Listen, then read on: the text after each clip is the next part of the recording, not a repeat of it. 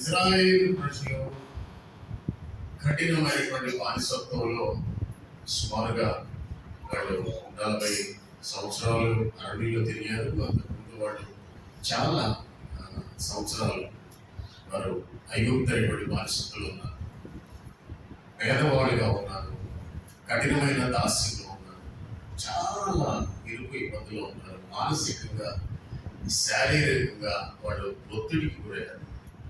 So దేవుడు వాళ్ళ పైన చూపి ఆయన వాళ్ళతో వాగ్దానం చేశాడు. తన తండ్రి కూడా అబ్రహాంతో చేసేటువంటి వాగ్దానం ఏంటంటే, నిశ్చయముగా ఒక దినము వస్తుంది, ఆ దినము మీరు ఆకాశము అంటున్నటువంటి గొప్ప ప్రాకారములు కూల్చి గొప్ప వాగ్దానాన్ని స్వాతంత్రించుకోదరని దేవుడు వాళ్ళతో వాగ్దానం చేశాడు. అయితే దేవుడు వాళ్ళకి ఇచ్చినటువంటి ఇన్స్ట్రక్షన్ ఉంది.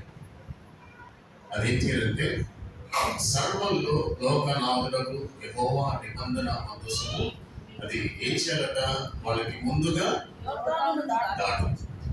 అలాగే దాని అర్థం ఏంటి అంటే, దేవుడిని ఎవరైతే మన జీవితంలో మనందరి జీవితాల్లో మనకి ముందుగా పెడతారో, ఎందుకంటే అక్కడ దేవుడు ఇన్స్ట్రక్షన్ ఇచ్చాడు వాళ్ళకి. నిబంధన మందసము ముందు వెళ్తూ ఉంటే వీళ్ళందరూ ఆ నిబంధన మందసాన్ని ఏం చేయాలి, వీళ్ళు చెప్పాలి, ఏం చేయాలి, వెంబడించాలి.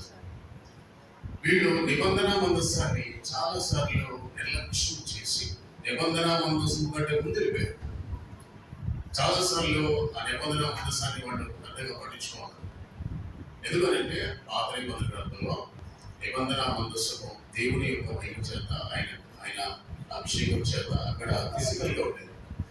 సో ఆ మందిరాన్ని దేవుడు అక్కడ ఆ నిబంధన మందసాన్ని వాళ్ళకి ఎందుకు ఇచ్చాడంటే, ఒక చిన్న